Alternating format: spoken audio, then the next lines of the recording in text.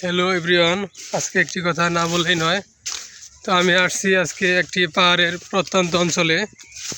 তো আমি যদি এদিকে দেখাই, এদিকে অনেক ভুট্টা ক্ষেত, কিন্তু দুঃখজনক ব্যাপার হলো ভুট্টা মানে বৃষ্টির পানিতে ঝড়ে একদম ভুট্টা দেখুন শুয়ে পড়ছে। মানে এবার কৃষকের মাথায় হাত। মূলত যারা কৃষক আছে তারা অনেক ক্ষতিগ্রস্ত হয়েছে, যারা ভুট্টা চাষ করছে। তো আমি যদি এই পাশে দেখাই, তো এই পাশে আছে কলার বাগান। তো কলার বাগানেও মোটামুটি ফলন নাই বললেই চলে। তো মূলত বর্তমানে পরিস্থিতি আসলে কোনো ব্যবসায়ী বলতে পারবো না যে সঠিকভাবে তাদের ব্যবসা বাণিজ্য আছে। তো আমি আপনাদের আরও দেখাবো। তো আমার উপরে দেখুন একটি কলার আছে, কলার একটা কাঁদি আছে, অনেক কলা ধরেছে, কিন্তু আশানুরূপ ফল কিন্তু নাই। তো বর্তমান পরিস্থিতির যে ক্রাইসিস, দেশে তেল নেই, বিদ্যুৎ নেই, পরিবহনের সমস্যা, কারেন্টের সমস্যা, কারেন্টের বিকল্প জেনারেটর চালাইতে গেলেও তেল নেই।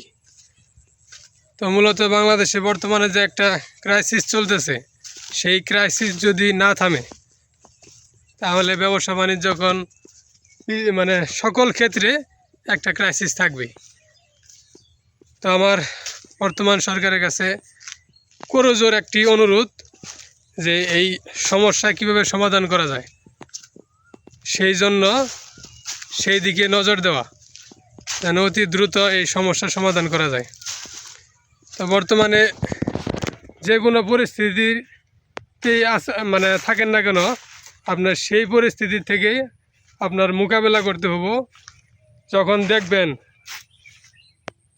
দেশক্ষণ, সমাজক্ষণ, কোনো জায়গায় যদি দেখেন মেয়েরা নির্যাতিত হচ্ছে, ইভটিজিং হচ্ছে, তা আপনাদের করণীয় হলো রুখে দাঁড়ানো। সে যত বড়ই নেতা থাক, যত বড় পাওয়ারশীল ক্ষমতাশীল ব্যক্তি থাকুক না কেন, তা আমাদের করণীয় হলো মানে আমাদের নারীর জাত, তাদেরকে যারা অপমান করবে, ইভটিজিং করবে, রাস্তাঘাটে ইভটিজিং করবে, তাদের বিপক্ষে আমরা অবশ্যই দাঁড়াবো।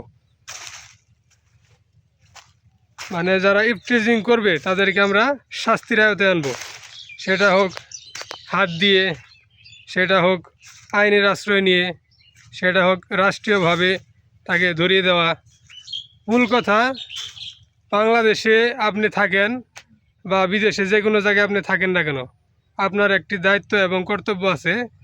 মানে যেখানে ইভটিজিং হবে, যেখানে নারী নির্যাতন হবে, সেখানে আপনাকে অবশ্যই রুখে দাঁড়াতে হবে।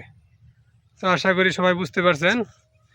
তো এই ভিডিওটি একটি সচেতনতামূলক ভিডিও। তো আপনারা এই ভিডিওটি যারা পেজ থেকে দেখতেছেন, অবশ্যই পেজটি ফলো দিয়ে পাশে থাকবেন।